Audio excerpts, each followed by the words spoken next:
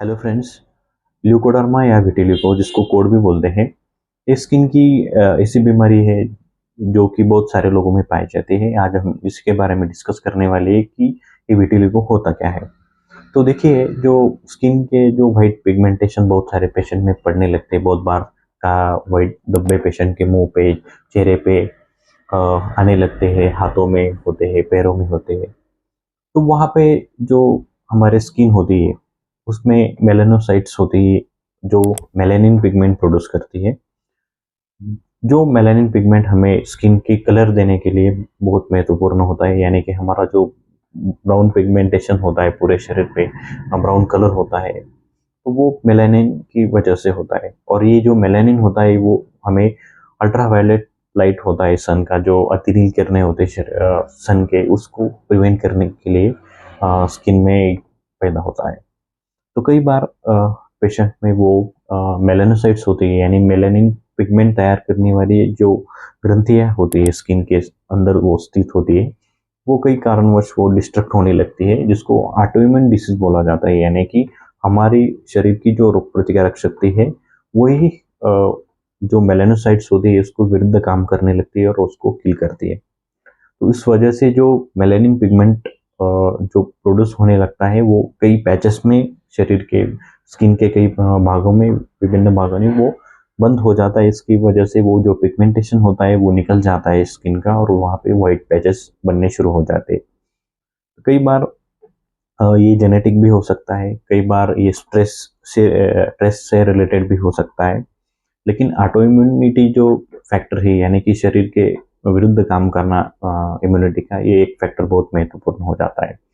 कई बार कई केसेस में ये अन्य बीमारियों के साथ भी जुड़ा हुआ होता है, जिसमें थायराइड की कुछ बीमारियां और अन्य कोई सिलिक डिसीज वगैरह जिसको बोलते हैं, तो उसमें ये इंक्लूड होता है।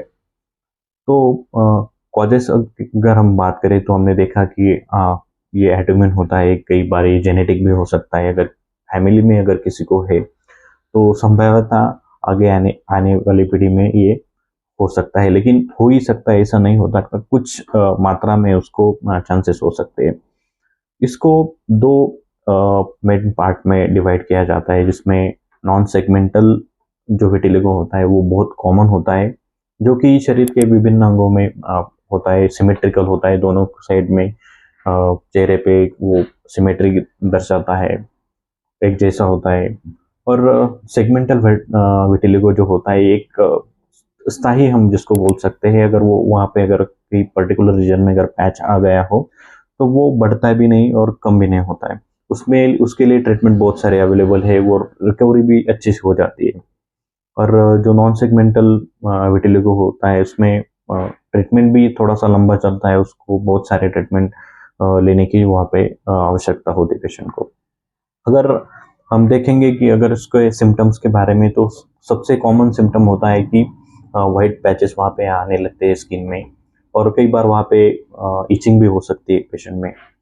अगर ट्रीटमेंट की अगर हम बात करें तो पहले से अभी तक अभी मॉडर्न मेडिसिन में और होम्योपैथी में बहुत सारे एडवांसमेंट आने की वजह से ये डिसऑर्डर है, ये डेफिनेटली ट्रीटेबल है। और उसमें कंबाइन अगर हम सिनर्जिस्टिक अप्रोच यूज करते हैं मेडिकल ट्रीटमेंट का, तो डेफिनेटली पेशेंट में आउटकम होते हैं वो बहुत अच्छे से आने लगते हैं। होम्योपैथी में बहुत सारे ऐसे मेडिसिन अवेलेबल है जो कि जो मेलानोसाइट का जो डिस्ट्रक्शन है वो रोकने के लिए बहुत महत्वपूर्ण होते हैं। और मेलानोसाइट का जो रीजनरेशन है वो रीजनरेशन करने के लिए भी वो होम्योपैथी का इस्तेमाल किया जाता है। इसकी वजह से वो मेलानिन जो ग्रंथियां है वो वापस आने लगती है वहाँ पे, वो पिगमेंटेशन वहाँ पे स्टार्ट हो जाता है। कंबाइन अगर हम वहाँ पे अगर फोटोथेरेपी अगर पेशेंट को देते हैं तो रिकवरी बहुत अच्छे से आने लगती है। उस पेशेंट में हमें कुछ विटामिन सप्लीमेंटेशन, जिसको D3 वगैरह यूज करना पड़ता है। कुछ लगाने के लिए वहाँ पे ऑइंटमेंट्स वगैरह रहते हैं, तो वो भी कई बार एडवाइस करते हैं। मॉडर्न मेडिसिन में भी बहुत एडवांस प्रोसीजर्स वहाँ पे होती है।